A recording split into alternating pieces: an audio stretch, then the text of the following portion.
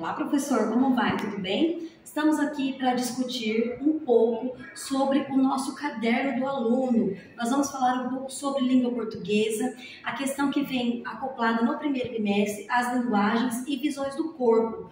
Professor, como que você vai trabalhar esse quesito de linguagem e visão do corpo com o seu adolescente, com o seu aluno, no momento que você iniciar essa proposta colocada no nosso caderno do aluno? Olha lá, a gente tem aí no momento 1, a gente tem a leitura de dois textos que fazem uma analogia. Nós temos primeiro um texto de Machado de Assis, Os Braços. Ele foi produzido lá no século XIX, certo?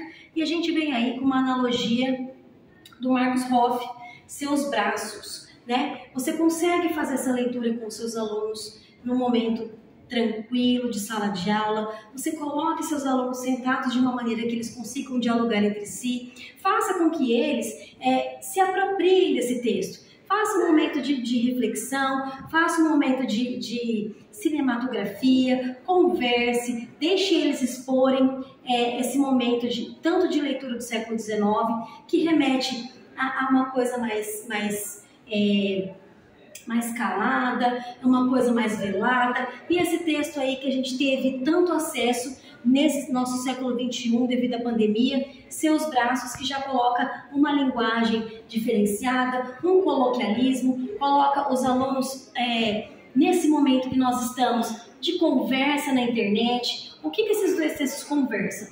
Seria interessante você colocar os alunos, professor, numa maneira que eles estejam dispostos entre si. Um grupo fala sobre o texto do Machado de Assis, o outro sobre esse texto do século XXI, e nós conseguimos aí, a partir desse momento, fazer com que os alunos tenham essa visão de mundo nos dois textos. Quando o nosso caderno do aluno coloca lá questões como quais são os temas dos dois textos, apesar de serem descritos em momentos tão distintos, o significado é o mesmo, leve o seu aluno a pensar o que o texto do século XIX, produzido com toda a retórica, tem a ver com esse texto aí que mostra para o aluno esse dia a dia, essa questão da conversa na internet.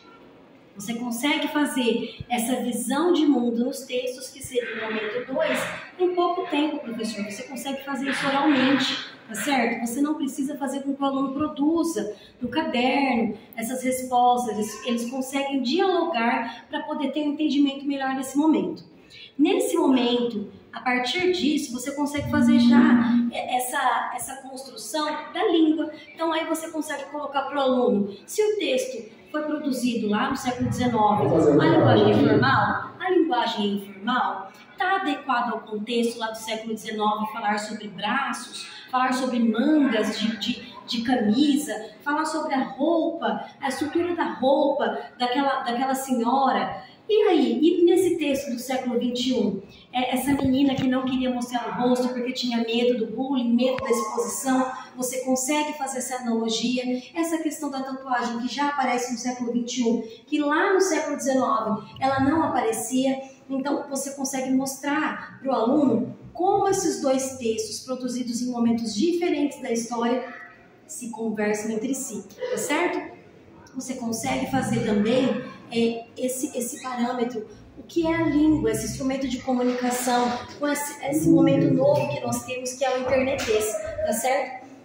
A partir desse momento, professor, você já começa a conseguir levar o aluno a fazer essa analogia com o bullying, e aí você vai fazer essa comparação, esse momento de estudo com as outras disciplinas. O que o bullying, o que a sociologia fala sobre o bullying, o que a filosofia fala sobre essa questão de pensar sobre o outro, certo? O que é essa questão do cyberbullying hoje em dia, a questão da tecnologia e inovação, o que nós podemos colocar ali análogo a essas disciplinas para que nós possamos conversar entre si e, por fim, após esse momento 4, você consegue fazer um fechamento com os seus alunos, pensando na interdisciplinaridade, pensando que o seu professor de tecnologia, o seu professor de projeto de vida, como que ele pode levar o aluno a ter um conhecimento melhor com relação a ele e ao mundo que o cerca, tá certo? Então a gente termina esse momento falando aí sobre as linguagens e visões do corpo e muito obrigada.